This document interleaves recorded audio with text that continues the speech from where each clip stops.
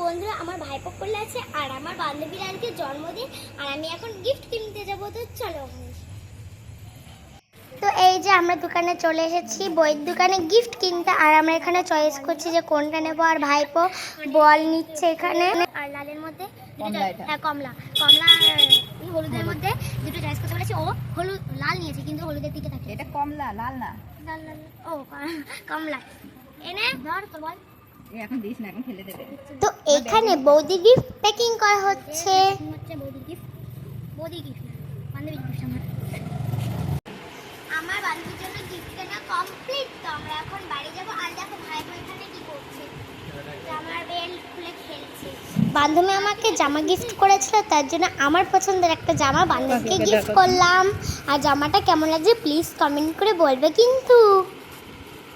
তো এই যে বান্ধবীর বাড়ি চলে এসেছে। আর দেখো বড় একটা চাকু দিয়েছে কেক কাটার জন্য। তো আমরা সেলফি তোলার জন্য পোজ দিচ্ছি। আর দেখো আমি কেমন করে পোজ দিচ্ছি, আমাকে কেমন লাগছে। আঙ্কেল একটা ছবি তুলছে আমাদের। তো এবার শুরু হবে কেক কাটিং। আর কেকটা কেমন লাগছে বলবে কিন্তু।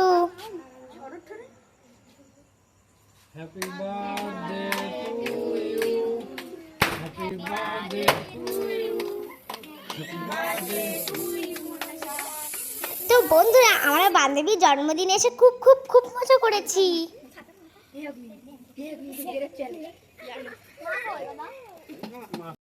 বান্ধবী আমার মুখে কেকের ক্রিম লাগিয়ে দিয়েছে বলে আমিও বান্ধবীর হাত থেকে কেকের ক্রিম ওর মুখে লাগিয়ে দেবো এখন। তো এই যে আমরা খেতে বসে পড়েছি। বান্ধবী আমাদের সাথে খেতে বসেনি, কারণ ও হেল্প করছিল। ওর একটা ছোট্ট বুনু হয়েছে, তো এর জন্য ওর মায়ের জায়গাটা ও হেল্প করছে। আমরা টেবিলে বসে চারজন খুব ইয়ার্কি মারছিলাম।